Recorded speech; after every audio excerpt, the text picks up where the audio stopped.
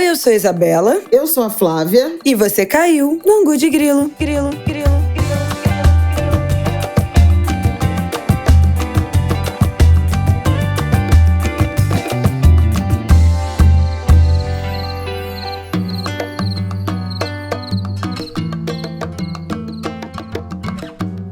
Olá, Angulers!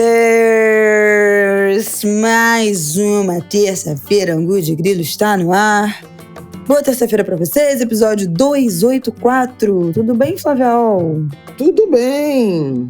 Dia das Mães, feliz Dia das Mães. Tô morta com a minha peleja campestre, rural. Arrancando mandioca e pim da terra, fazendo força. Aí. Arrancando Isso mandioca, usando enxada. Nunca pensei. Ai, gente, infelizmente eu não gravei vídeos disso. Não agraciarei vocês com imagem de Flaviol portando uma enxada em breve. Só meu neto testemunhou. Ai, até quase caí da cadeira, gente. Jesus! Vamos começar esse episódio, meu povo, que a gente vai falar do Papa. Teve conclave, teve fumaça branca, fumaça preta, leque branco, leque preto. Gente, para mim foi a melhor parte do conclave. Apenas o Brasil pode nos proporcionar esse nível de entretenimento. Vamos falar, né, quem é. Para o conclave ou da praia de Copacabana para a Praça de São Pedro. Não, juro, olha, icônicos demais. E vamos falar, então, quem é esse novo Papa, o que esperar deste papado, como foi esse conclave, que foi até rápido, né?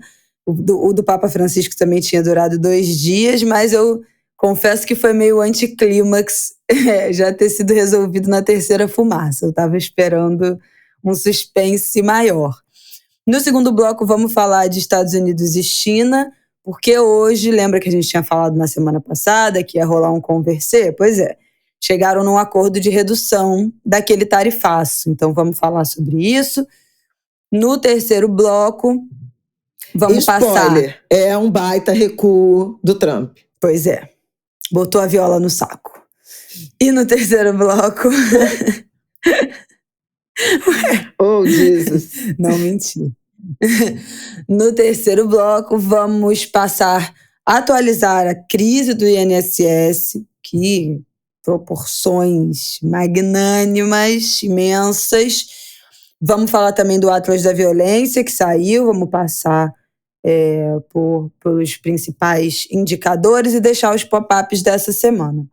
Antes de começar esse episódio, eu quero mandar um beijo para 3 angulers muito especiais, que são, esse final de semana nos demos, eu e meu esposo, de presente, fomos para um hotel comemorar nossos 6 anos juntos, com um oferecimento vovó Flávia, que ficou com o neto, e aí encontramos 2 angulers no hotel, Marina e Vitor, trabalham nesse hotel que a gente foi. Não vou falar nome aqui, gente, falei lá no meu Instagram, mas não vou falar nada aqui no de Grilo, mas queria mandar um beijo para a Marina e para o Vitor, que foram maravilhosos com a gente, e também para a Marina, namorada do Vitor, 2 Marinas. Marina, namorada do Vitor, casal que se conheceu por causa do Angu de Grilo. Eu tinha que contar isso aqui. Essa história é linda. Não, uma história Marina de amor. Foi no nosso Angu com Conceição, tirou foto com a gente, postou, Vitor viu, começou a seguir ela, começaram a conversar, começaram a namorar. No Angu do Circo Voador, da Flup, foram juntos. É isso, um amor, um casal unido pelo Angu de Grilo. Olha, é demais. Estou encantada com essa história e queria deixar um beijo para esses 3 queridos amados. E vamos, então, começar este episódio de hoje. Angu é amor.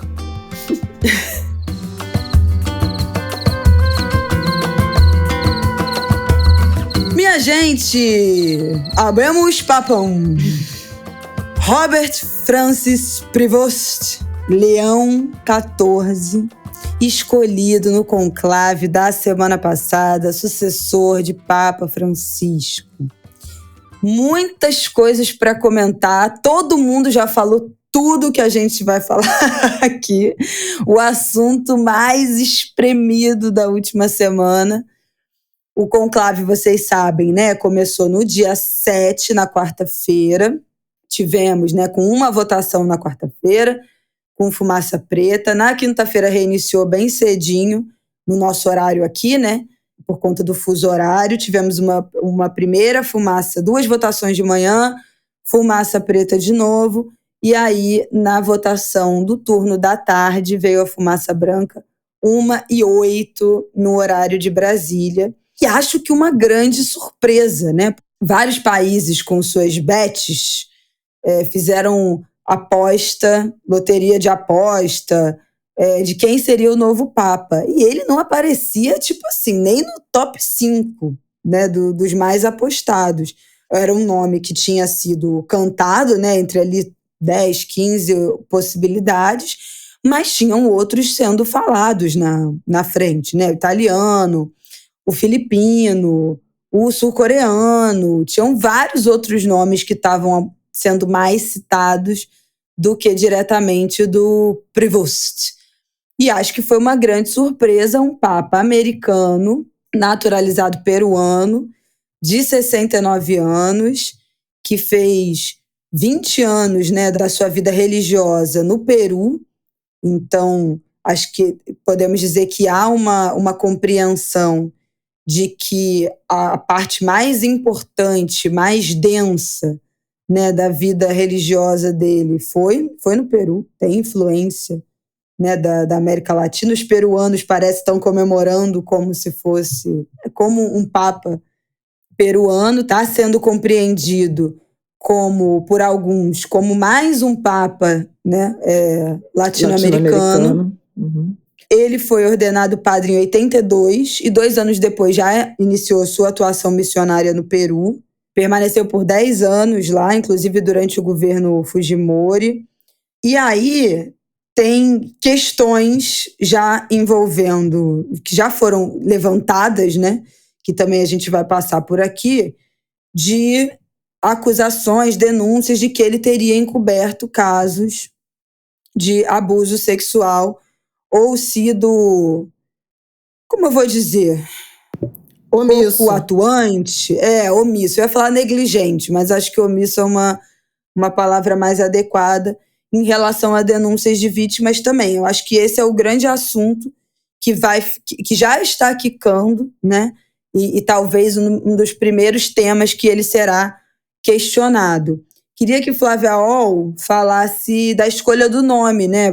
Porque a gente conversou sobre isso, falamos sobre isso, dessa escolha de quem foi o Leão XIII, né? E o que ele traz nessa bagagem junto com a escolha do nome, que é importantíssimo. O nome que você escolhe tem a ver com a linhagem, né, dos papas anteriores que tiveram esse nome, das opiniões, do foco, né, de qual vai ser o foco desse papado. Então, a escolha... Antes de eu passar para a Flávia Oll, eu acho importante dizer, né, que a gente falou que ele não era um dos mais cotados, top 3, top 5 dos mais mencionados para o novo Papa, mas ele estava ocupando 2 funções importantes no Vaticano. Ele era prefeito de Castério para os bispos, que é o órgão responsável pela nomeação de bispos, e presidente da Comissão Pontifícia para a América Latina. Então, estava lá em cargos altos no Vaticano. E indicados, né, nominados por Francisco, pelo Papa Isso. Francisco, pelo Bergoglio. Então, assim, tem muita interpretação de que o Papa Francisco, de fato, tem as digitais, né, nessa indicação. Eu acho que a gente lembra de ter falado que dos 133 membros cardeais que participaram do conclave, ele tinha indicado 2/3, eu acho que 108, ou 3/4, né, praticamente. É um número muito, muito expressivo na direção de uma escolha de alguma continuidade.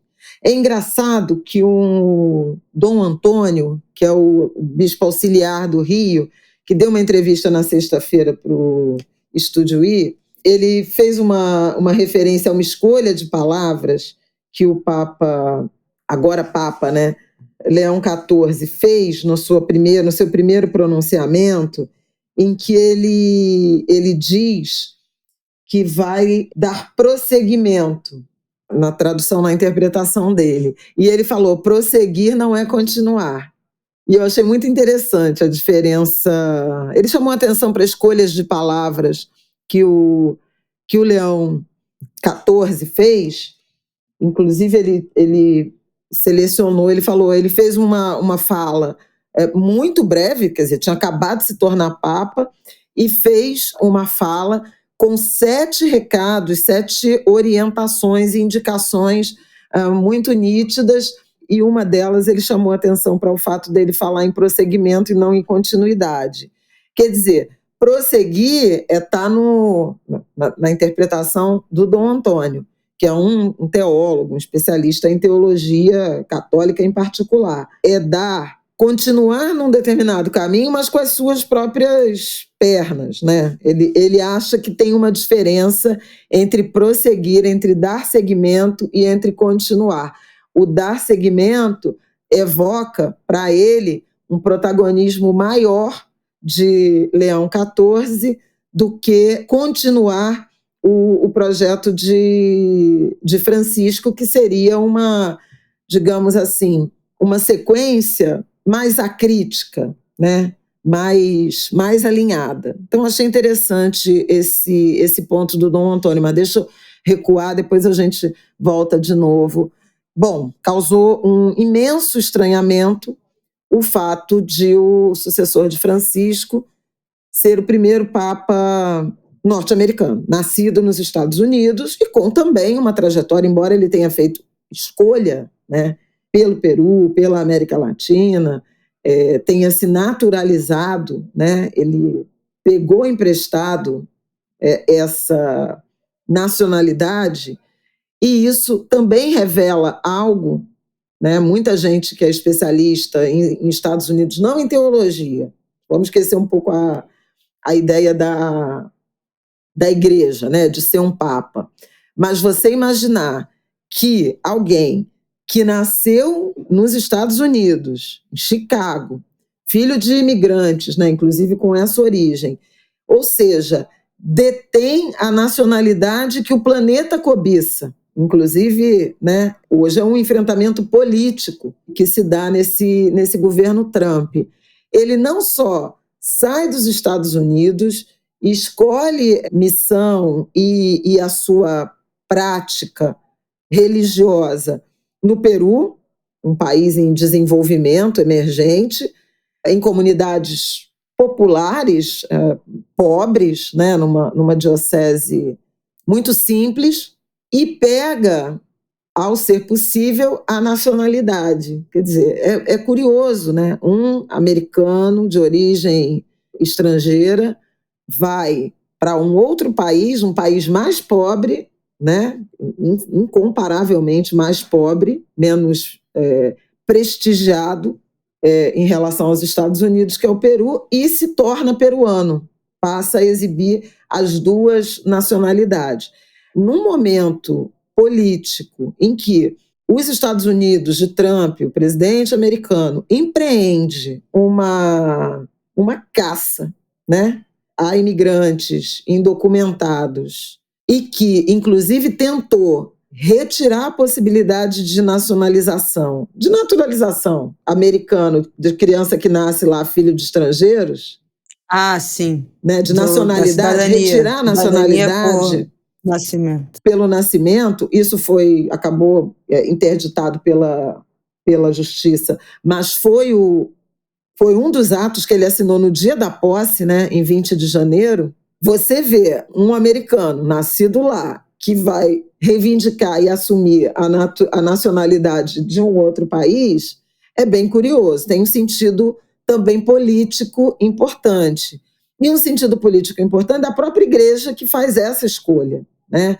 Jamil Chad, grande jornalista do UOL, que estava em Genebra até o ano passado e agora está radicado nos Estados Unidos, ele escreveu sobre os ataques que o novo Papa já sofre dentro dos Estados Unidos, no movimento mais conservador, mais reacionário, e a Igreja Católica mais conservadora, mais reacionária, cresce muito nos Estados Unidos, a exemplo, por exemplo, do vice-presidente J.D. Vance, que é convertido ao catolicismo desde 2019 e faz interpretações absolutamente divergentes, né, do entendimento do Evangelho, da Bíblia, dos ensinamentos, da doutrina católica, que fazem, por exemplo, o que faziam o Papa Francisco e o cardeal Prevost. Aliás, encontraram, né, nas redes sociais, no X do então cardeal, pequenas mensagens e até compartilhamento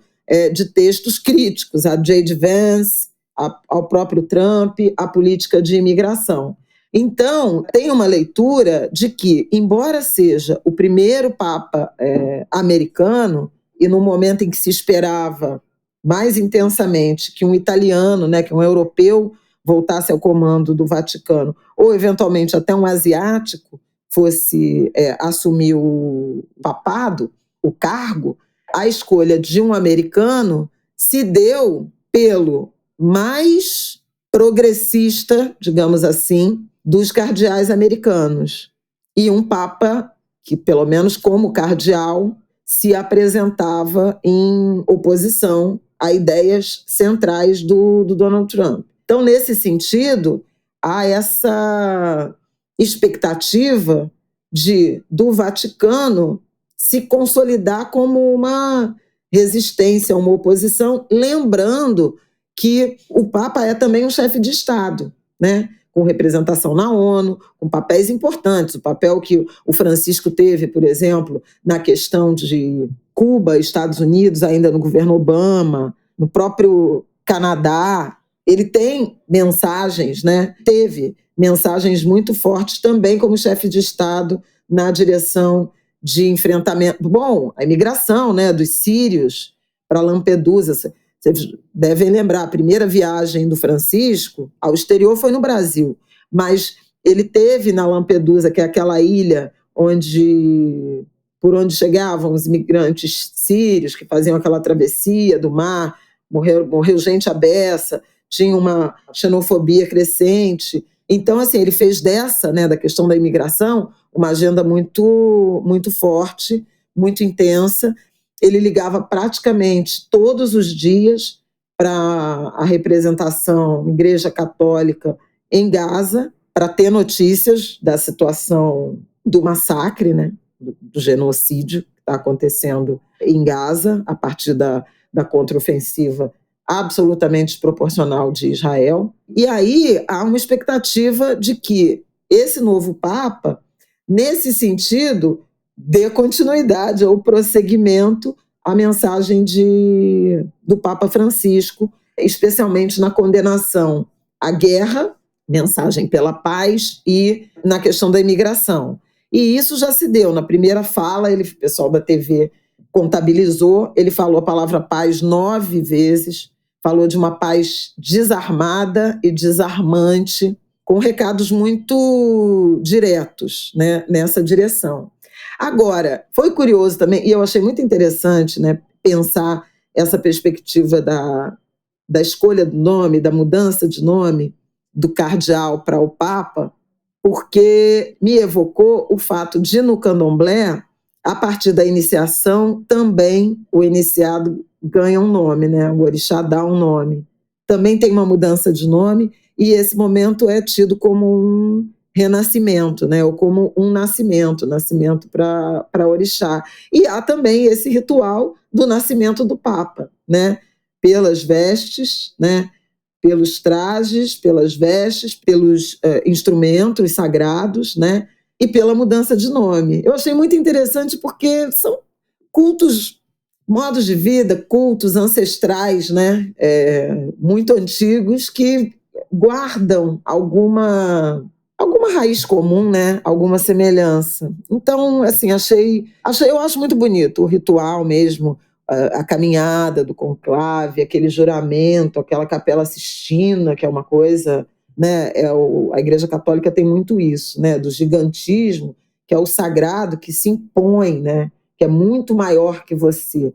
Então, estar ali naquele ambiente, naquele cenário absolutamente incrível, pintado por Michelangelo, e com tanta representação do sagrado, da espiritualidade, muito interessante, muito mesmo, até comovente, me emociona. E aí vem a história do nome.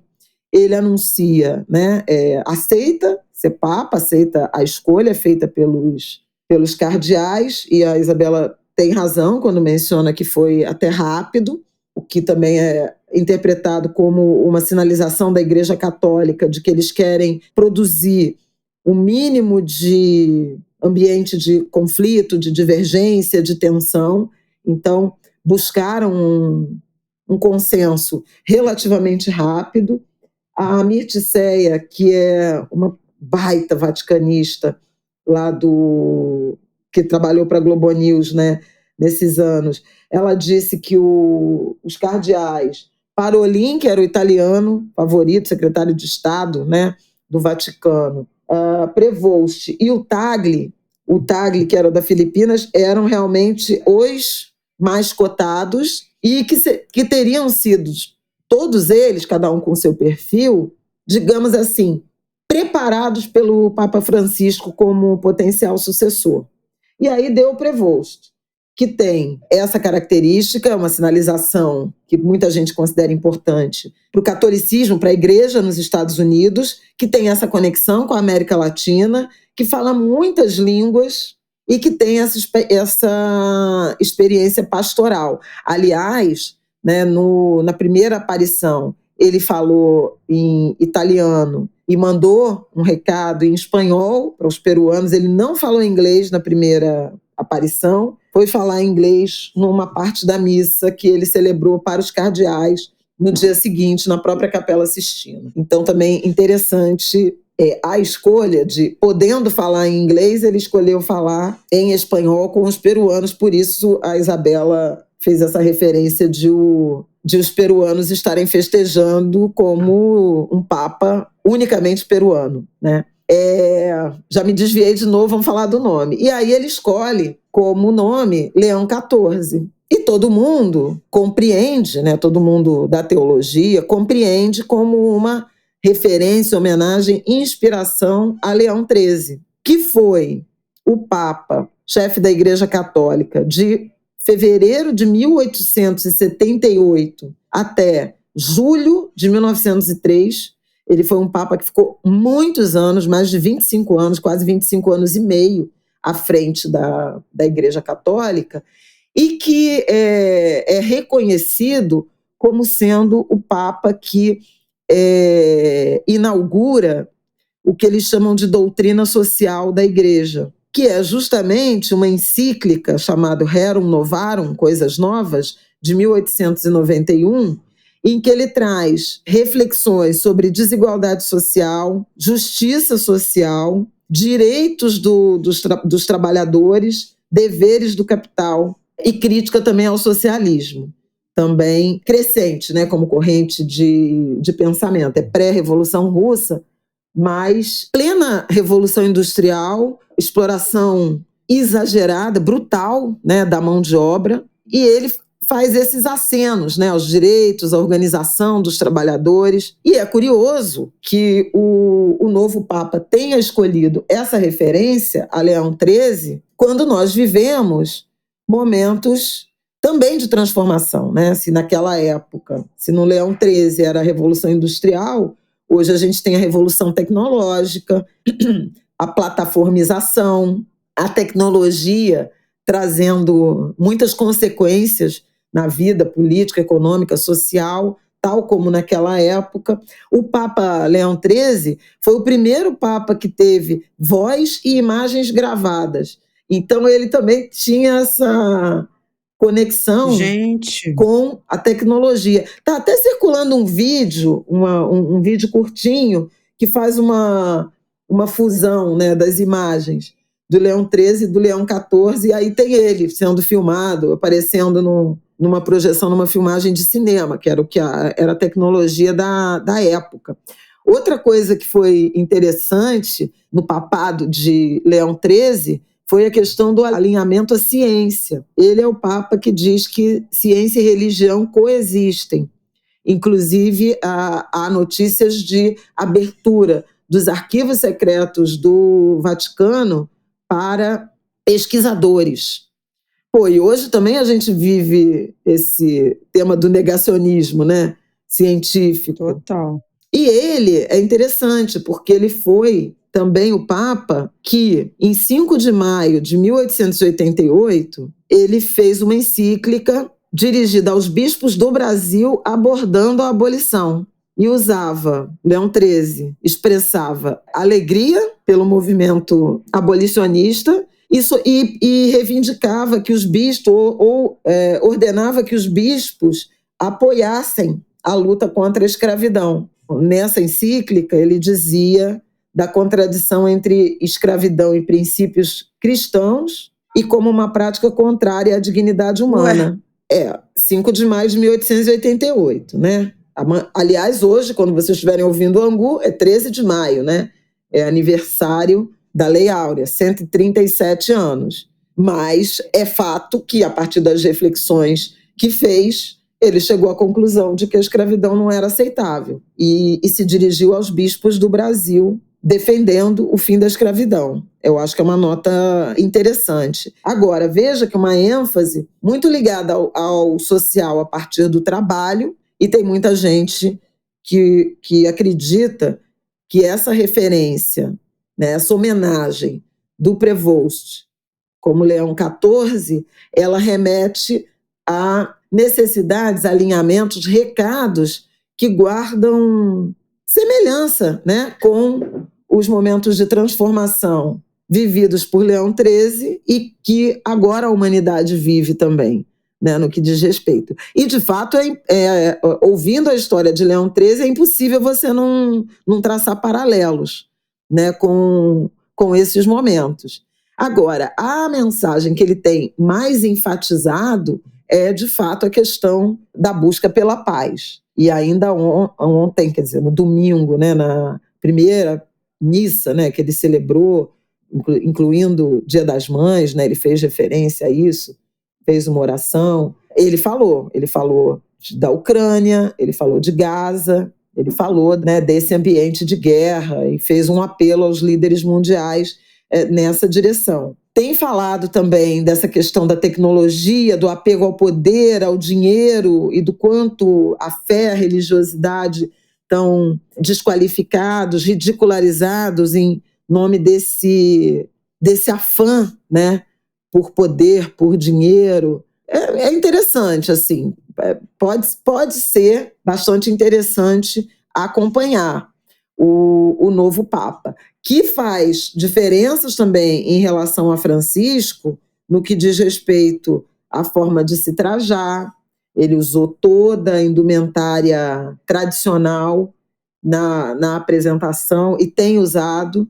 Ele reabriu os aposentos papais no Vaticano. A gente sabe que o Francisco recusou habitar aquele espaço e foi morar numa instalação, num quarto, né, numa habitação simples, na casa de Santa Marta, que é uma espécie de hospedagem, né, de religiosos, cardeais religiosos que vão ao Vaticano. Então, ele restitui, né, algumas dessas tradições. A estola, a cor vermelha, a cruz de ouro, eu acho que ele está usando. Enfim, diferente do Francisco. Aí é a história do prosseguir e não do continuar, né? Mas, assim, aí vamos lá. Então, estou falando dessas questões mais da geopolítica, do enfrentamento, né, a, por exemplo, Donald Trump, da ligação com um Papa, né, um antecessor, que olhou muito para os direitos dos trabalhadores, para questões daquele tempo, né, de outro tempo, pós-revolução industrial. Vamos perguntar, seu Papa, qual é a sua opinião sobre a escala 6x1? Queremos saber. É por aí. A 5x2 é bem antiga, né? Enfim, não é no Brasil, né? Pois é. Agora, há questões no que diz respeito aos direitos civis, às liberdades individuais, em que o Leão XIV, como cardeal, se mostrou muito resistente. Por exemplo, o casamento entre pessoas do mesmo sexo, do mesmo gênero. Eu lembro que o Papa Francisco, né, falou: quem sou eu para julgar? Fez um sínodo e determinou, autorizou, né, ou incentivou a bênção a casais homossexuais e até o segundo casamento. Tinha um ambiente, ele instituiu um discurso que se mostrou mais acolhedor, né, à diversidade. E as declarações do Papa, do então cardeal, né, Prevost, ele já deram a entender uma diferença de percepção, né? Ele dizia que a mídia e a cultura popular, a mídia ocidental e a cultura popular, fomentavam simpatias por crenças e práticas que estão em desacordo com o evangelho. Que crenças e práticas seriam essas? O que ele chamou de estilo de vida homossexual e famílias alternativas compostas por parceiros do mesmo sexo e seus filhos adotivos. Isso foi num discurso em 2012, o New York Times trouxe esse discurso no ano, logo que ele foi escolhido.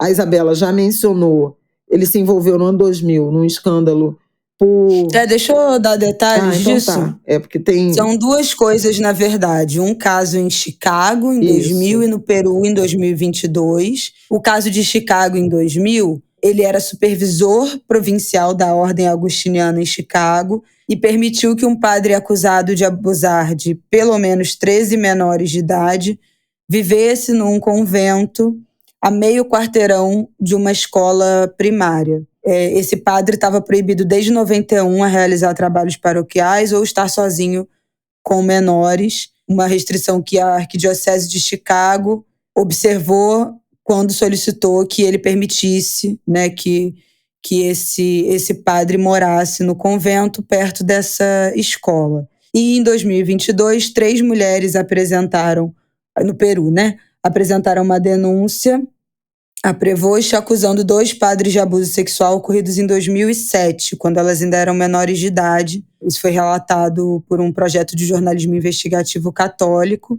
As mulheres entraram com queixas civis e alegaram que a arquidiocese não agiu, não informou, não colaborou com as denúncias oficiais.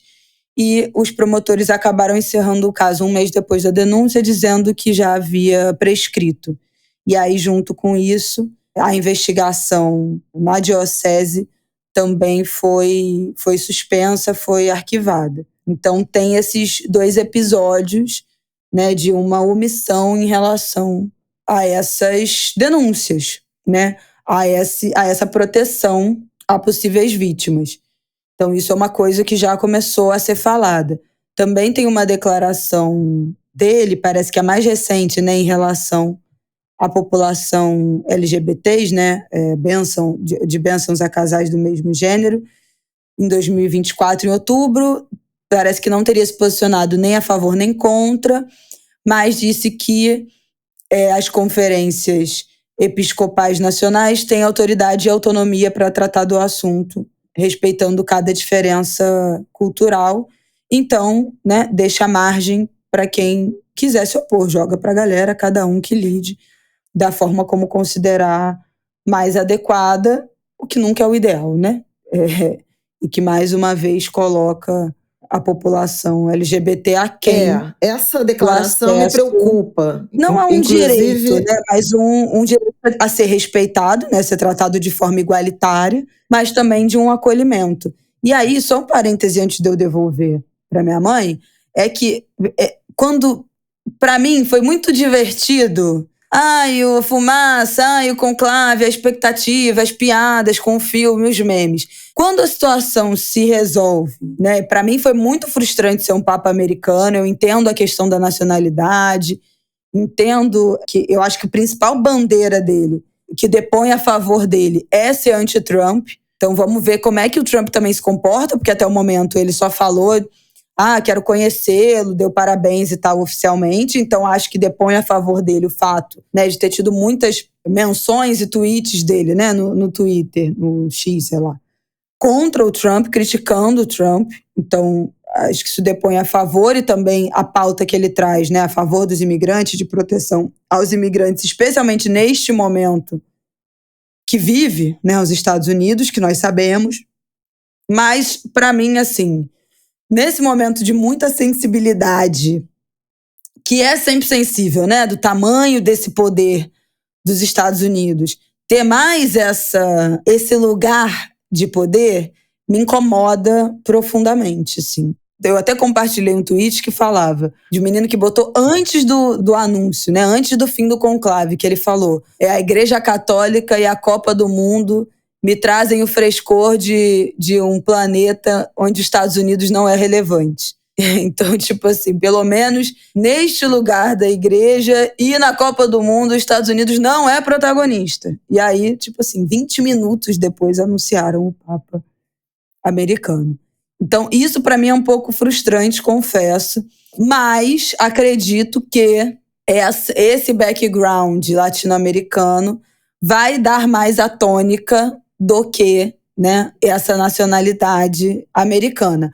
Mas, para mim, o negócio perde completamente a graça quando entra esse papo, né, que invariavelmente aparece quando a gente está falando de igreja católica, que é envolta, igrejas de modo geral, mas que é envolta de muitos casos, relatos, omissões, negligências em relação ao abuso sexual. Então, isso rapidamente apareceu. E essa temática em relação à bênção, ao respeito, à aprovação de casais LGBTs, de famílias LGBTs. Para mim, tem a menor graça esse assunto. Eu acho um absurdo que isso ainda seja uma pauta, que isso ainda seja um assunto a ser comentado, a ser aberto para opinião, e não simplesmente ao respeito de todos os seres humanos, né, de acordo com a Declaração Universal dos Direitos Humanos. Eu acho assim, uma coisa completamente anacrônica, em 2025, a gente ainda tratar o respeito e o acolhimento à população LGBT como um caso de qual é a sua opinião em relação a isso, e não olhando do ponto de vista de é preciso a isonomia e o respeito a todos os seres humanos, independente da sua orientação sexual e da sua identidade de gênero. Então, assim, para mim, o negócio perde completamente a graça quando chega nesse ponto em que é preciso relembrar e reforçar o óbvio. Então, assim, vai começar esse papo de o que o Papa falou sobre os homens gays, sobre a população LGBT. Tipo assim, pra mim isso deveria ser um não assunto, entendeu? Do ponto de vista mais óbvio de todos, que é o respeito. Então, assim, isso realmente é uma parte que me afasta e me perde pra mim completamente a graça disso tudo, que eu acho uma pena, porque, inclusive, né, a história do leque, né, que foi que todo mundo compartilhou e tal, são 2 homens, né, LGBTs, que falaram, inclusive, em entrevista na Globo News, que esperamos que seja um papado de acolhimento, de respeite todas as pessoas que dedicam, né, a vida inteira. Uma coisa não tem nada a ver com a outra, né? A fé, crença, a compreensão dessa mensagem. Sim, a prática religiosa. A história da prática religiosa, do quanto você se entrega. Eu acho que um desses caras do leque, o Luiz, né, eu entrei no Instagram dele e ele é completamente dedicado, né, a essa vida católica, ao encontro com os jovens, a esse lugar de acolhimento. Então, eu gostaria muito que essa instituição tivesse aberta também a essas pessoas que estão abertas, né, a acreditar, a professar dessa fé, a nutrir essa crença, a espalhar esse amor que as pessoas têm pela fé e pela religião. E é uma pena, né, que não seja uma via completa de mão dupla ainda. Então, para mim, essa história, assim, se encerra aqui. Porque a partir desse limite, para mim, já vira aquilo tudo que vocês sabem, né, do que eu acredito, do que eu acho. Eu acho, para mim, a instituição Igreja Católica não tem nada a ver com a fé das pessoas em Deus, nos santos, em Jesus, na Virgem Maria. São coisas separadas. E quanto à fé, eu não tenho rigorosamente nada para dizer, cada um acredita no que quiser. Mas a instituição Igreja Católica, para mim, ainda é muito problemática, muito questionável. Ainda tem pontos muito hipócritas que são difíceis mesmo, da gente ainda estar lidando, né, com essas problemáticas em 2025. Não dá mais, né? Não dá mais. E retroceder nisso é apavorante, né? Ter tido o Papa Francisco, que é visto, né, como um Papa muito progressista, acolhedor, e a possibilidade de a gente retroceder nesse discurso é mais triste ainda. Eu não vou discordar de você em relação a isso, porque também tenho esse temor, né? Inclusive falei isso na TV. Acho que o novo Papa, se não atrapalhar no sentido de sinalizar algum tipo de retrocesso, já ajuda, né? Se não atrapalhar, já ajuda. Mas a gente precisa ter em mente que é uma mudança de tom, salvo se ele, agora tornado Papa, corrija, né, declarações e diga algo diferente do que disse no passado. Teve até gente falando que o Francisco foi muito... Quando era cardeal, bispo na Argentina, ele teve posturas, praticamente liderou uma campanha contra aborto, e como Papa ele foi muito mais acolhedor e tudo mais, inclusive no papel da mulher na igreja, né, que ele indicou mulheres para outras funções. O Prevost deu já declarações contrárias a isso, a um protagonismo feminino maior, diz que a clerificação da mulher pode, em vez de resolver um problema, criar outros, ou criar outro. Então também tem uma expectativa no que diz respeito a isso. E tem gente que acha o seguinte, olha, não retrocede, né? Pode não avançar, mas ele não vai sinalizar retrocesso. A minha preocupação em relação, especialmente a essa questão dos LGBTs, é o ambiente global, né? Nos Estados Unidos de Trump, por exemplo, se realiza uma perseguição objetiva, por decreto, não pode, são só 2 gêneros, não admite outro, perseguição a atletas trans, supressão de direitos, a gente viu até aqui no caso consulado da Embaixada Brasileira emitindo visto, né, com o sexo, o gênero biológico de parlamentares, como a Duda Salabert e a Érica Hilton, as 2 deputadas. A gente fez um ângulo falando disso, né, dessa questão da supressão de direitos, de negação de identidade. E como o ambiente global está muito orientado à perseguição, à intolerância, à discriminação, um discurso de cada diocese, cada país, cada território segue as próprias regras, é de fato um mandato para, se for o caso, validar violações, né? Supressão de direitos. A minha preocupação, é o meu temor. Me parece que a agenda primordial do novo Papa diz respeito à questão da paz e diz respeito a enfrentamentos a algumas desigualdades. A conferir. Eu acho que é isso, né? É isso, eu acho que é isso. Desejo boa sorte e espero que seja assim, só posso ter fé, né, gente? Esperar que seja um papado de acolhimento, especialmente à população LGBT, aos imigrantes, às mulheres, que professem dessa fé. Porque eu posso só imaginar como deve ser difícil, né? Você ter essa fé, você ter essa crença, você ter esse lugar, buscar esse lugar de acolhimento e não se sentir, né, pertencente, acolhido pela instituição, não pela fé, mas pela instituição. Então, espero que seja um novo papado de acolhimento, especialmente para a população, para os LGBTs católicos.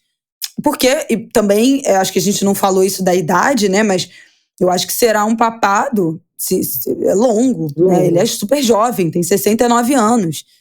Então, sei lá, pode chegar aí a 20 anos, mais de 20 anos. Muito saudável, né? Então, assim, vai ser uma... Né, a menos que, óbvio, né, gente, uma doença, apareça, algo assim, que também pode acontecer com idosos, mas ele é super jovem, né? Então, serão longos anos, né, desse papado. Vamos ver o que acontece. Estaremos acompanhando aqui no Ângulo de Grilo, especialmente, eu acho que essas primeiras semanas, né, em que ele vai ser solicitado, questionado, revirado aí sua história muito. E claro que isso vai ficar na mídia ainda por um bom tempo, né? Antes de atingir ali um patamar de normalidade. Bom, é isso. Seguiremos de olho, mas o fato é que abemos papo. Vamos para o nosso próximo bloco. Bom, minha gente, vamos falar de Estados Unidos e China? Vocês já estão carecas de ouvir a gente falar sobre esse assunto, sobre o tarifaço de China e Estados Unidos, aquela guerra comercial que começou a partir da posse do Trump e a divulgação daquele grande pacote de tarifaço para mais de 100 países e que criou essa rixa de aumento de tarifas da China, dos Estados Unidos para a China revidando para os Estados Unidos revidando. De novo, a gente tratou longamente sobre isso aqui, né, sobre os possíveis impactos no dia a dia, inclusive da população estadunidense. O fato é que as tarifas, né, nessa guerra comercial, a tarifa dos Estados Unidos sobre as importações chinesas chegaram a 145% e da China sobre os produtos americanos a 125%. Uma coisa insustentável, né, especialmente para os Estados Unidos, porque a gente sabe o tamanho do espaço dos produtos chineses em rigorosamente tudo, né, que a gente consome. Eletrônicos, produtos finais, roupas, tudo, né, tudo, gente, olha em volta.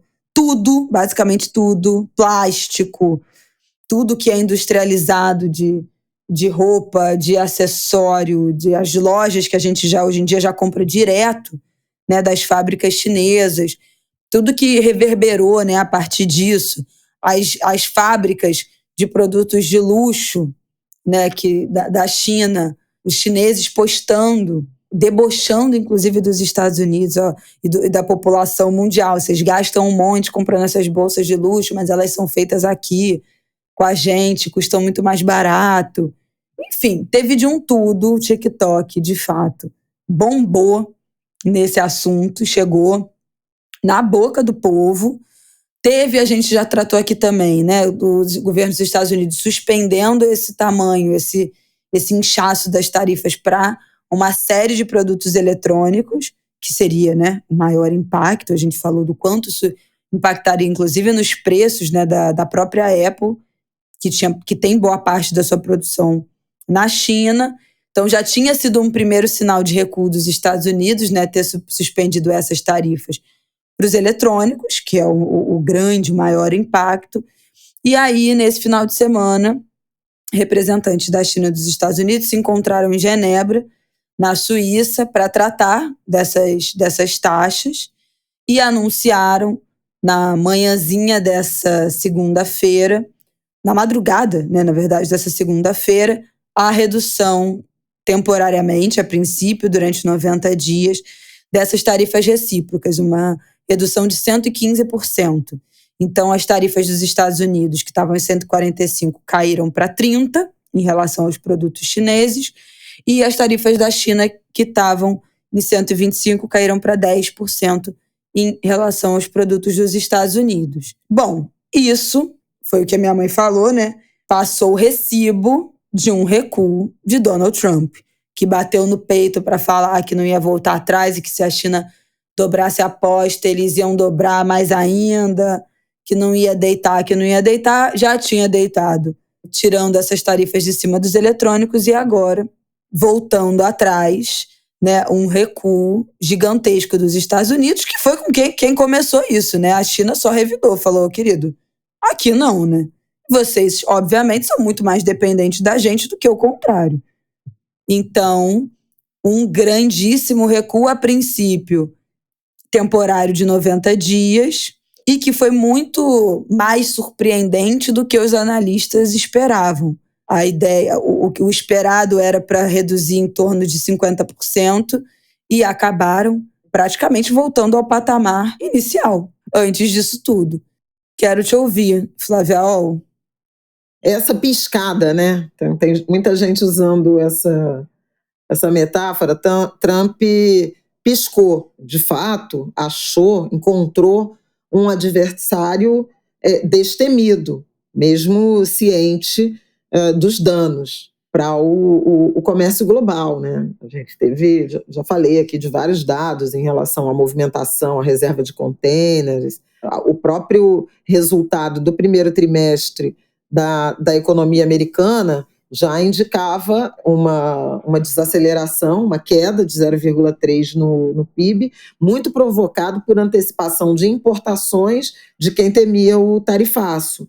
O que Trump fez foi uma coisa midiática, sensacionalista, populista, que não teve boa repercussão do ponto de vista de popularidade. Pelo contrário, né, ele tem se mostrado, as pesquisas têm mostrado uma queda, uma rejeição crescente, uma queda de aprovação crescente. Ele é o presidente com pior nível de aprovação para os primeiros 100 dias, 4 meses, né, de governo.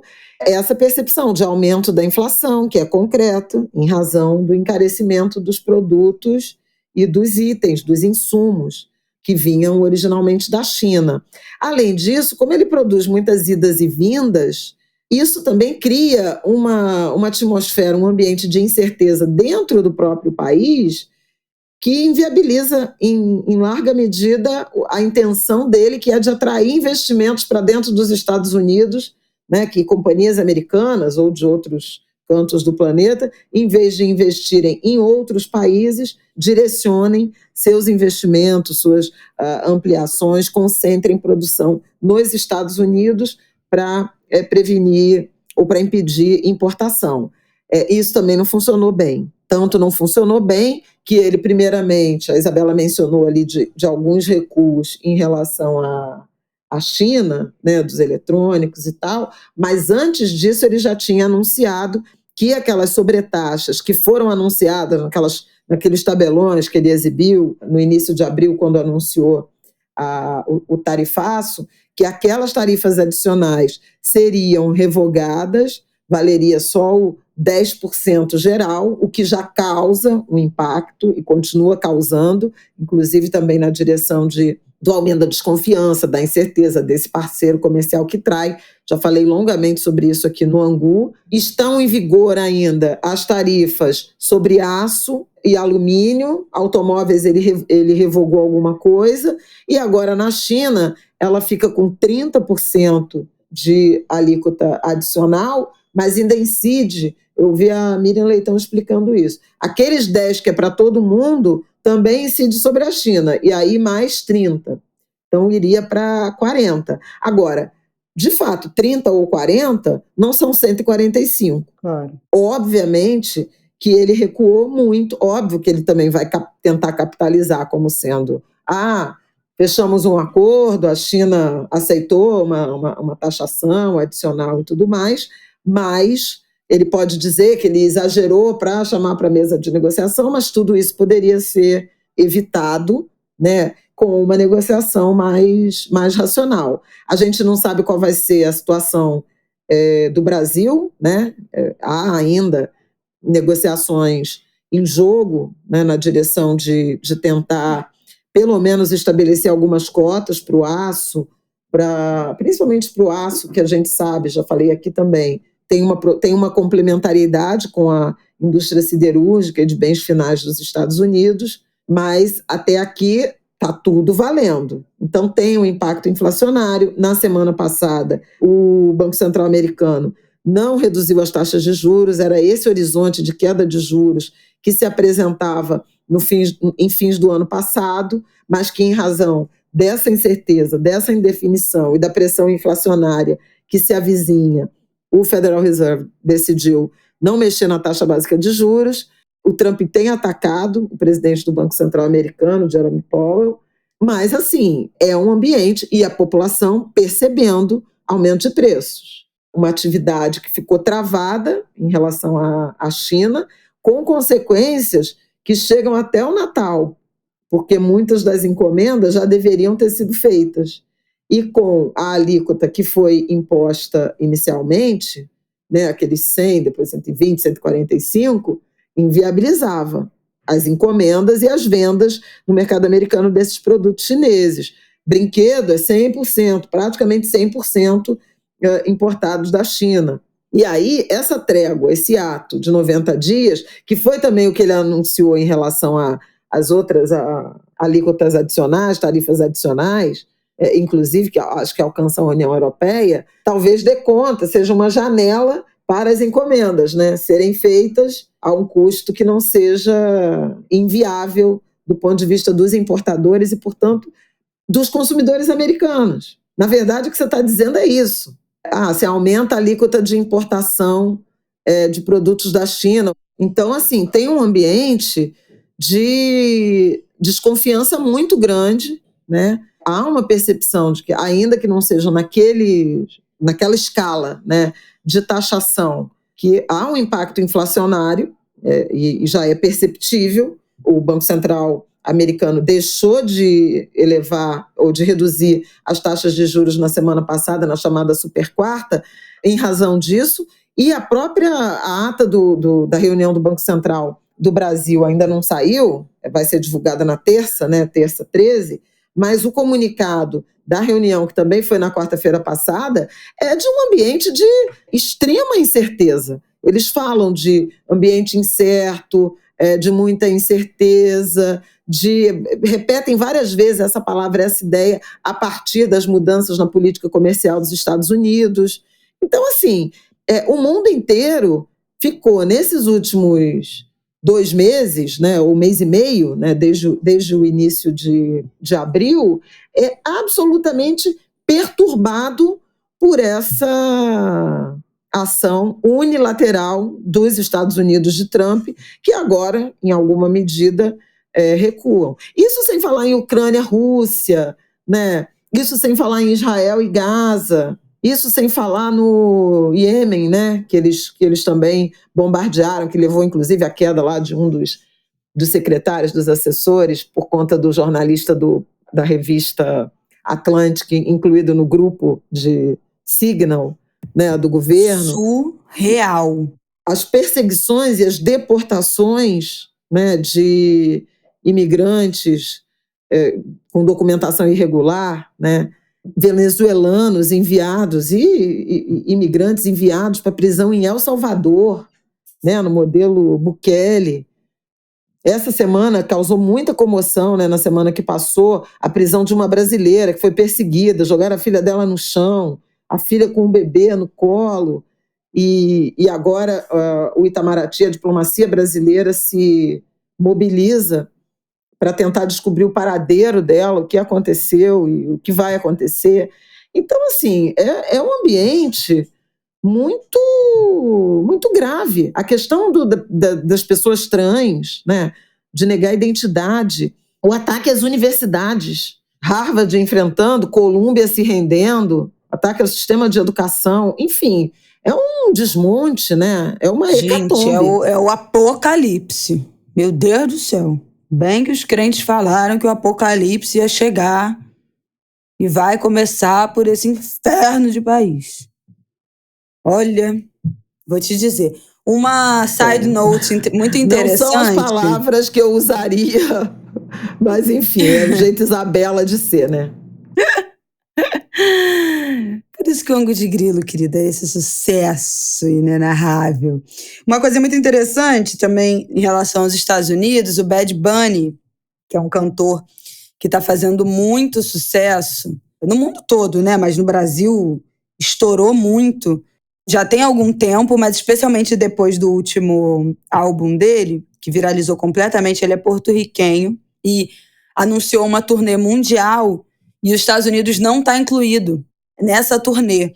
E aí muita gente levantou a possibilidade, Ele não fez nenhum tipo de pronunciamento, explicação de por que os Estados Unidos não está incluído, ele apenas divulgou os endereços da turnê, inclusive aqui no Brasil. Mas muita gente levantou a hipótese, né, de por ele ser porto-riquenho, ser um sucesso na América Latina, né, e ter muitos fãs latino-americanos de ascendência, né, latino-americana, que as turnês, que os shows dele nos Estados Unidos virassem quase uma isca para o ICE, né, pro departamento de busca, de caça de imigração. aos imigrantes. Então, que teria sido uma forma silenciosa, né, de protesto contra essa política, contra os imigrantes, de xenofobia, de racismo total desse governo Trump, e também para proteger essa população, porque o público dele é majoritariamente latino-americano e poderia virar um foco, né, para essa caçada do governo Trump aos imigrantes, aos descendentes de pais latino-americanos, enfim, o que a gente incrível já... Incrível isso.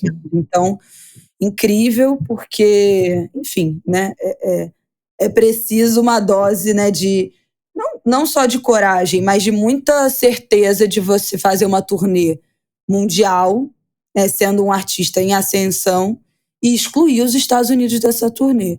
Então, nos Estados Unidos, a fila de ingresso virtual foi um sucesso, um monte de gente não conseguiu comprar, abriu data extra. Então, desejo aí muito sucesso ao Bad Bunny também por esse posicionamento que foi compreendido dessa forma, apesar dele não ter falado diretamente sobre isso. Bom, podemos, Flávia, ir para o terceiro para encerrar esse episódio?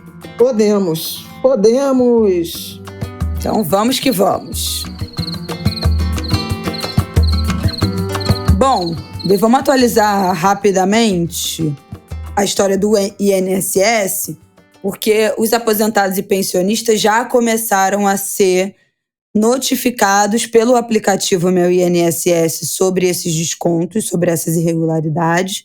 A gente tinha falado aqui, né, que como é que seria feito esse aviso, que nem todo mundo tem condição, possibilidade de se informar sobre isso, nem todo mundo tem, inclusive, acesso a esse aplicativo Meu INSS, então essa problemática continua, mas o fato é que já estão começando a ser notificados pelo aplicativo sobre esses descontos irregulares. A partir disso, os beneficiários vão poder ver qual associação fez um desconto na conta deles, qual esse valor foi cobrado, deve reconhecer se autorizou ou não essa cobrança, e aí o próprio aplicativo vai enviar a contestação a essa associação ou sindicato, informando que essa pessoa, né, esse aposentado, esse pensionista não reconheceu a cobrança. E aí a entidade teria até 15 dias úteis para apresentar documentos que comprovem a autorização dessa cobrança, e caso não consiga apresentar esses documentos, mais 15 dias úteis para restituir, ressarcir esse valor. Fico aí com a pergunta de como é que isso será feito aos aposentados e pensionistas que não têm acesso a esse aplicativo. Porque a gente falou aqui que muitas dessas associações incluíam agricultores familiares, né, trabalhadores da agricultura e da pesca, aposentados, até idosos. Até indígenas aldeados. Não é dizendo que essas pessoas não têm capacidade, né, de entrar num aplicativo e tal, mas às vezes não tem, né, gente? Às vezes são pessoas semi-analfabetas ou analfabetas, às vezes são idosos que não têm essa habilidade, né, de rede social. Então dependem de um filho, de um sobrinho, de um neto, enfim, né, de um assistente social, de uma pessoa da família que faça essa busca, essa investigação, essa contestação, que a princípio ocorrerá exclusivamente pelo aplicativo. Essa é a minha preocupação. Então, quem não tem acesso a esse aplicativo com essa facilidade, como será ressarcido? Né? Como será feita essa contestação? Vai ter busca ativa? Até o princípio, não é dito, né, em relação a isso. Essas pessoas serão diretamente, os remanescentes, né, que não fizerem esse acesso ao Meu INSS, serão procuradas diretamente para informar sobre isso, por telefone, né, por telegrama, seja lá por qual meio de comunicação que não dependa de uma habilidade digital, de um letramento digital. Para mim, essa é sempre a questão que paira no ar, num universo em que agora tudo se digitalizou radicalmente e rapidamente e que parte da população não é capaz de acompanhar. Né? Seja por uma dificuldade... Fraude, né? E a fraude tem tudo a ver com isso. Exatamente, né? Com a impossibilidade das pessoas de compreenderem, de checarem, de acessarem, né? de contestarem. Então, também se aproveita dessa brecha, né? de vulnerabilidade de uma parte da população. Então, isso, para mim, ainda é uma questão não resolvida. O governo ainda está devendo, não vou repetir toda a saga, mas o governo ainda está devendo algumas respostas à sociedade, mas, sem dúvida alguma, na semana passada, a entrevista coletiva, que inclusive sucedeu mais um vídeo do deputado Nicolas Ferreira, que teve mais de 100 milhões de visualizações, acusando, fazendo o que ele faz, o tipo de política que ele faz, e que era absolutamente previsível, e que me parece que o governo, de novo, deu mole, né? Perdeu a chance de se antecipar do ponto de vista de controle da narrativa do que esse escândalo significa. E desde o primeiro momento eu apontei que esse escândalo era gravíssimo, não era um escândalo do INSS como costumamos ver e como costumamos denunciar. Bom, dito isso, houve a substituição do ministro Lupe, né, que eu acho que a gente já tinha chegado a comentar aqui na semana passada, e essa entrevista coletiva com as medidas, né, o start do ressarcimento, com a presença do advogado-geral da União, Jorge Messias, com a presença do novo ministro da Previdência, com a presença do presidente do INSS, com a presença, acho que também, da Controladoria Geral da União. Em resumo, na semana passada, no fim da semana passada, o INSS disparou pelo aplicativo Meu INSS 27 milhões de mensagens dizendo: você, aposentado, pensionista, não foi descontado em nenhum momento. Então avisou para quem não foi. Importante, porque as pessoas não sabiam. Tinha gente que não sabia se tinha sido, porque o acompanhamento precário, né? Domínio das ferramentas também, mesmo de quem está em grandes centros, que tem, em tese, uma escolaridade e algum nível de inclusão digital, quiçá para pessoas de mais baixa escolaridade, aposentadoria rural, do interior, principalmente do Nordeste, e a gente, as primeiras informações davam conta de uma ênfase, né, nesse tipo de aposentado e pensionista, justamente porque é mais difícil de a fraude ser descoberta. E essa semana, a partir de hoje, 13, né, terça 13 e quarta 14, vão começar a chegar as informações a 9 milhões de aposentados e pensionistas, esse foi o número dado lá na coletiva, que sofreram algum tipo de desconto. O período, eu acho que é desde 2020, então são quase 5 anos, né, entre 2019 e 2020, 5 anos aí de aferição pelo INSS. E a partir daí, no próprio aplicativo, o beneficiário vai dizer se reconhece ou não aqueles descontos. Ele vai ter informação. Você foi descontado para a entidade X em X reais, para Y em Y, se for mais de uma, enfim, o total dos valores, e o aposentado vai indicar no próprio aplicativo se reconhece ou não. Por quê? Porque tem alguns que efetivamente concordavam com aquela contribuição e algumas entidades que efetivamente prestavam serviços. Em avisando, reportando que não autorizou o desconto, o INSS vai encaminhar para a tal entidade, dizendo: olha, o meu aposentado e pensionista reporta que não autorizou os descontos. Você tem como provar? Com biometria, assinatura, formulário, 15 dias para responder se tem como comprovar. Se não tem, 15 dias para devolver os recursos para o INSS, que devolverá para os segurados. Em paralelo, a Advocacia Geral da União fez um rastreamento e está pedindo à Justiça bloqueio de bens, de patrimônio de pessoas jurídicas e físicas que seria o dinheiro para repor, ressarcir as vítimas, né, dessa fraude e o próprio INSS. Mas tem uma coisa que é complicada, é que a pessoa pode ter autorizado sem ter a devida compreensão daquilo, já que foi uma autorização que também foi feita pelo aplicativo, né, uma autorização entre aspas. E a gente já falou sobre isso. E também ter autorizado um serviço que acreditou que fosse ser entregue e não foi. Mas aí é outro crime. Aí é outra questão. O centro desse momento é o desconto indevido. E aí, assim, as empresas vão ter que apresentar a comprovação de que tinham essa autorização. Não era por aplicativo, não. Tinha que ter formulário, etc. Tanto que na amostra que primeiro você autorizava e depois as empresas tinham que encaminhar ao INSS uma documentação, né? Um formulário preenchido, porque eles simplificaram e muitas não e as pessoas entregaram. começaram... eles simplificaram o regulamento de 2022, dizendo que a comprovação poderia vir na sequência. E o levantamento, a auditoria da CGU mostrou que 70% daquela amostra que eles investigaram não tinham apresentado a comprovação devida ao INSS.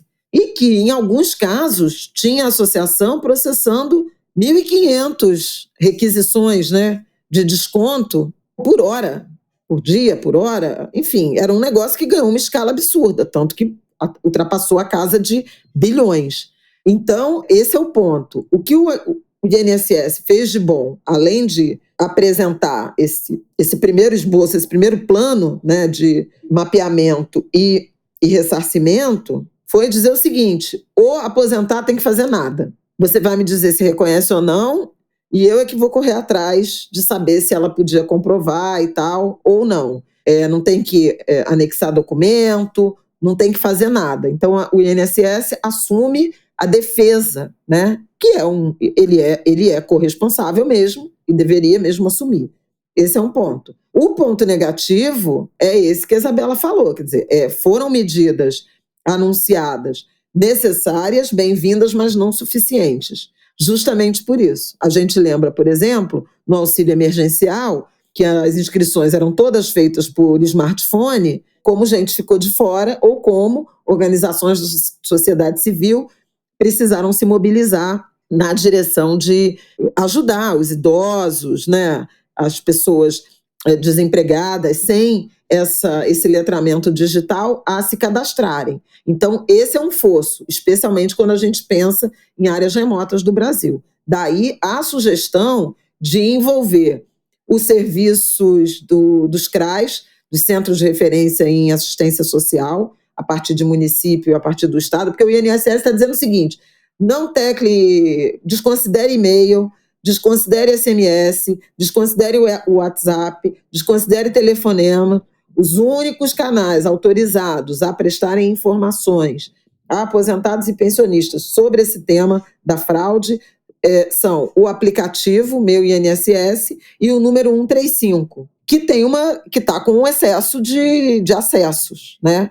Uma baita dificuldade. Então, me parece que não é impossível para um país que, a cada 2 anos, organiza um processo eleitoral, né, fazendo com que escolas se transformem em sessões eleitorais, repartições e tudo mais, instituir um dia D ou uma semana Z para os aposentados do INSS comparecerem a determinados locais, que podem ser escolas, que podem ser as próprias agências do INSS, que pode ser a agência dos Correios, com gente capacitada e qualificada. Viva os Correios! A fazer esse tipo de atendimento. Pode ser a agência da Caixa, né?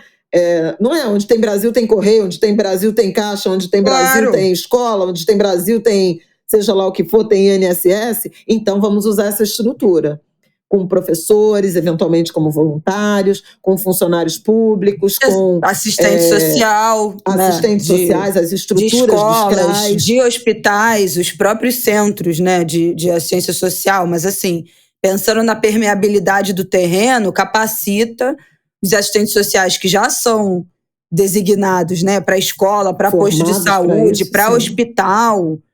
Ó, quem aparecer precisando desse tipo de auxílio, faz também, né? Óbvio que é péssimo pensar numa sobrecarga de função, né? Mas, gente, é uma situação excepcional que inclui uma necessidade de uma atuação excepcional. Porque, assim, ou faz isso e devolve o dinheiro para todo mundo, ou cancela esse processo e todo mundo que teve dinheiro descontado nos últimos tempos e não entrou no aplicativo do INSS a partir dessa notificação, vai ter o dinheiro automaticamente devolvido. Não dá. O que não dá é para as pessoas deixarem de ter o seu dinheiro devolvido por uma dificuldade de acessar um sistema eletrônico. Então, assim, quem conseguir responder, reivindicar, conseguiu. Quem não conseguiu, ou vai ter que fazer busca ativa, ou vai devolver automaticamente. Tem que fazer. As pessoas vão pagar o pato de uma decisão de crimes, de fraudes, e uma decisão de tratar dessa restituição totalmente de forma digital? E aí você não tem o acesso, aí é problema seu? Estamos falando de Brasil, né? Aqui não é Dinamarca, não, nem Noruega. Também tudo tem uma perspectiva de um país que ainda tem uma desigualdade social absurda e dimensões continentais. Não são 1.000 pessoas, né, que foram fraudadas. O buraco é muito mais embaixo. Eu acho que é isso. Quer dizer, para mim não resta nenhuma dúvida de que houve uma necessária, porém insuficiente resposta do governo. E eu espero que isso, na medida em que a demanda seja identificada, isso seja efetivamente corrigido, né?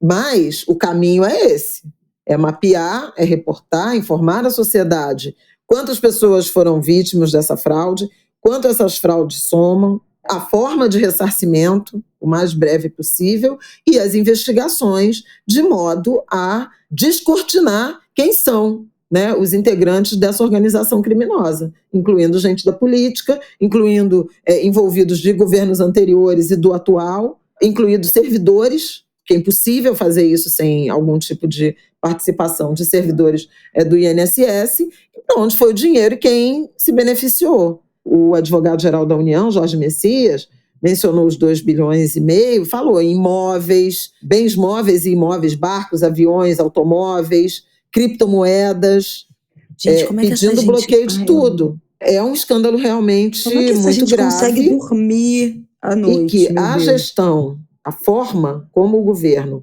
vai responder a isso é absolutamente também essencial, aí trazendo para a política a popularidade do Lula, que não anda boa, nós sabemos, né? Gata. Bom, última coisa para a gente citar é o Atlas da Violência 2025. Foi divulgado nessa segunda-feira, que a gente está gravando o episódio. A gente sempre cita aqui o Atlas, enfim, são muitos dados. O Atlas da Violência e o Anuário Brasileiro de Segurança Pública são documentos que a gente costuma trazer, referenciar. O Atlas é uma produção do IPEA, né, em parceria com o Fórum Brasileiro.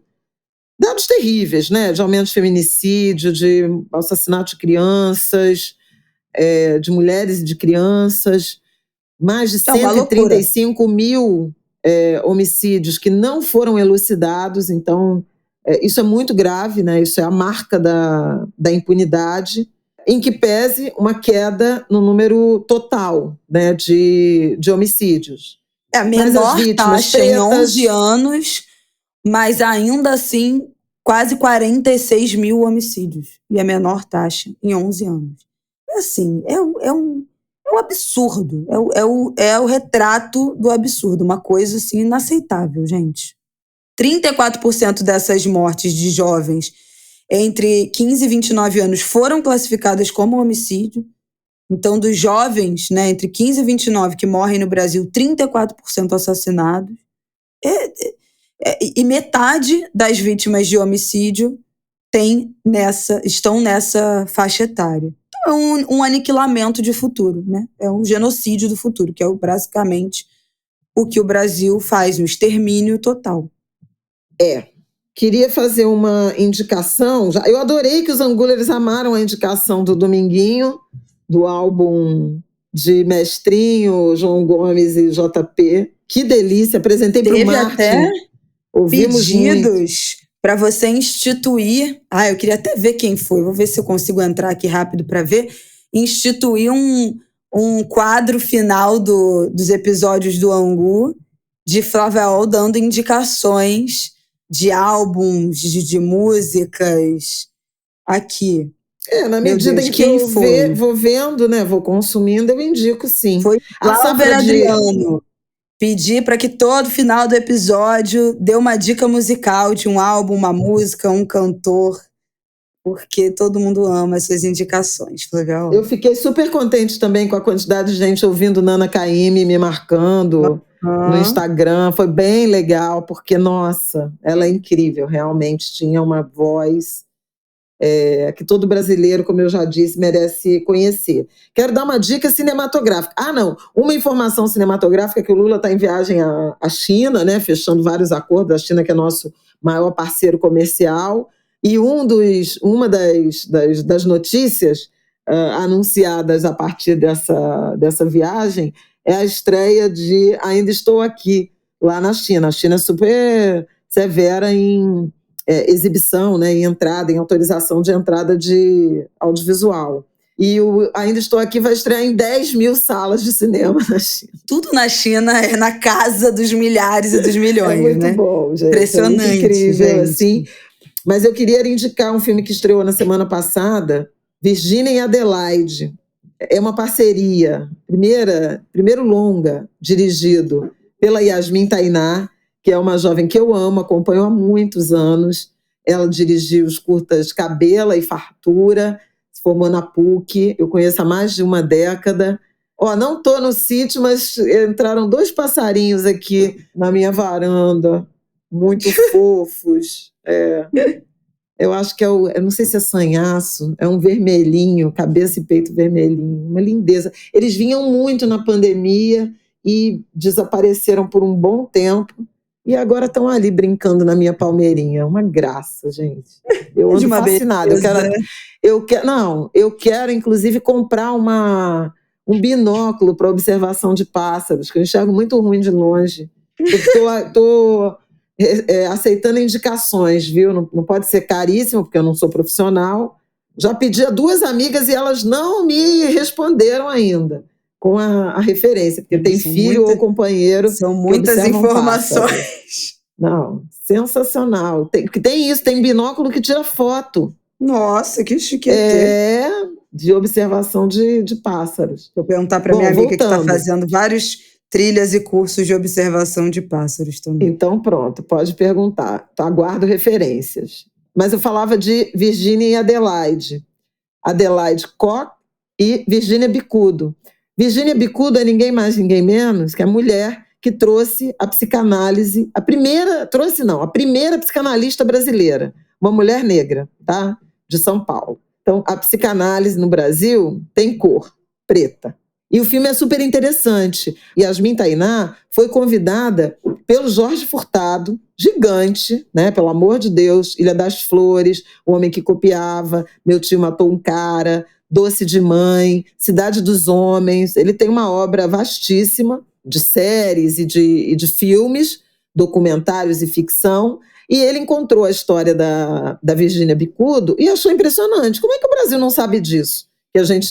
Que a primeira psicanalista no Brasil era uma mulher negra. Quero contar essa história. Ele fez uma peça, mas veio a pandemia, ele achou acertadamente que era inviável produzir a peça e, conhecendo a trajetória da Yasmin Tainá, a convidou porque queria uma mulher negra para participar. Achava, e eu concordo, obrigatório ter a participação de uma mulher negra. A Tainá aceitou, querendo saber qual papel que ela teria, e eles pactuaram um protagonismo relevante, né, a participação dela. E o filme estreou na quinta-feira no cinema, chama Virgínia e Adelaide, é coprodução também com a Globo Filmes e com a Globo News.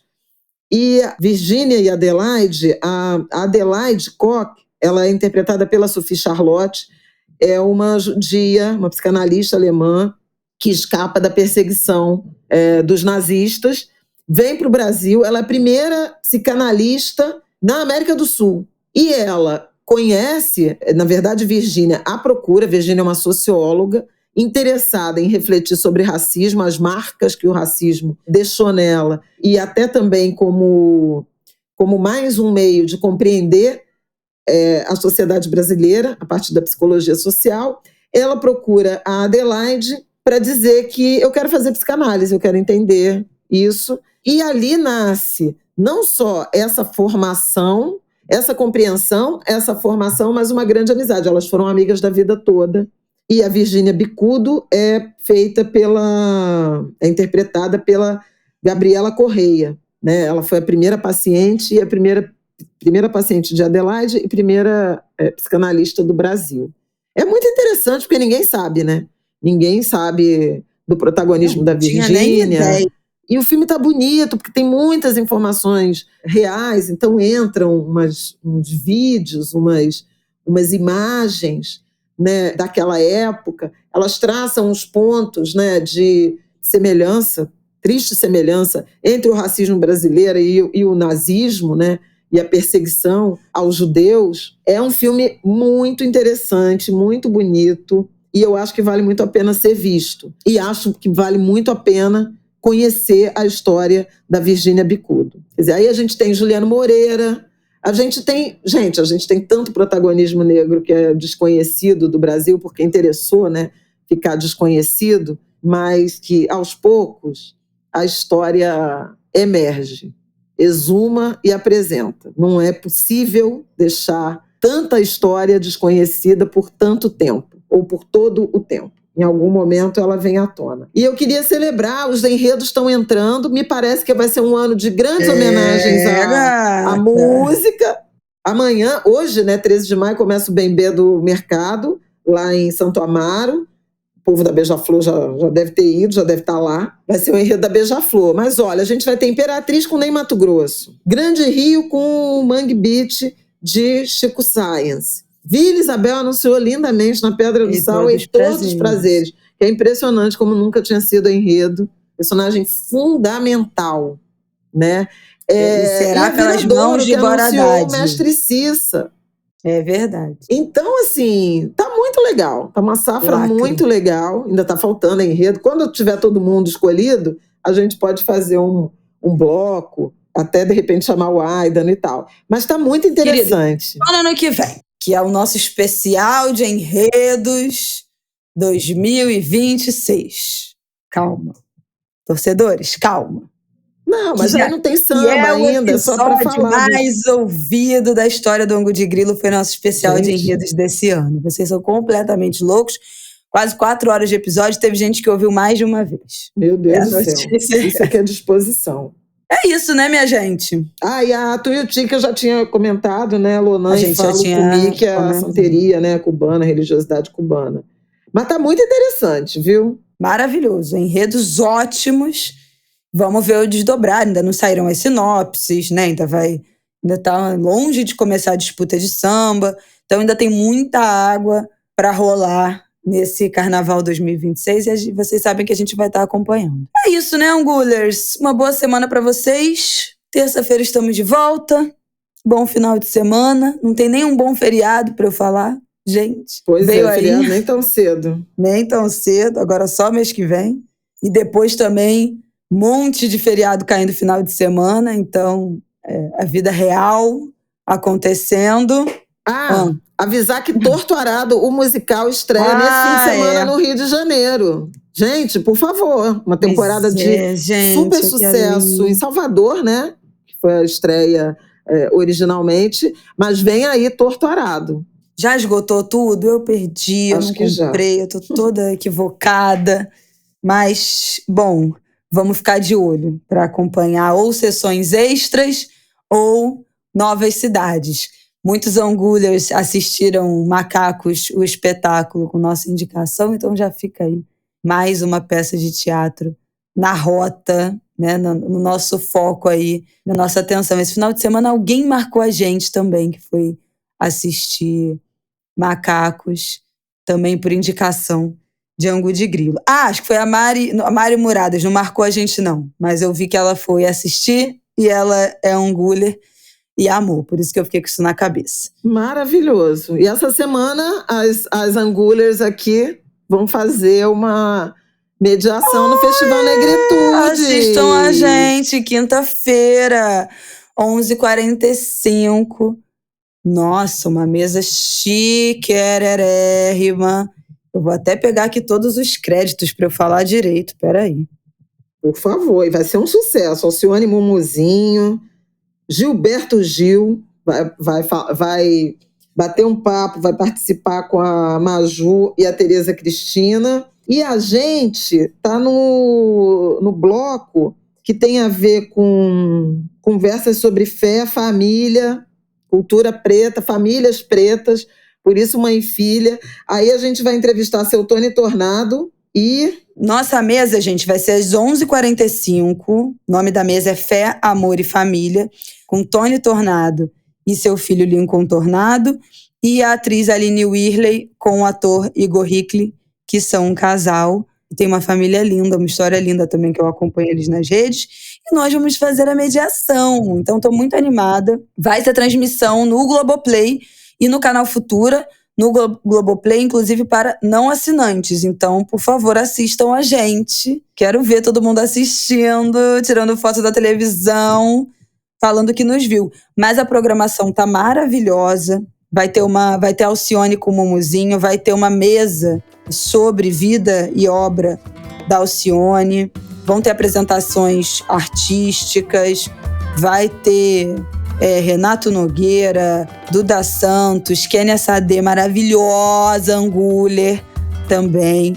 Amamos de paixão. Vai ter mesa com MV Bill, Neguinho da Beija-Flor e Erika Januzzi. Vai ter Gilberto Gil, encerramento com o show de Tereza Cristina. Olha, vai ter muita coisa. Então é um dia inteiro de programação.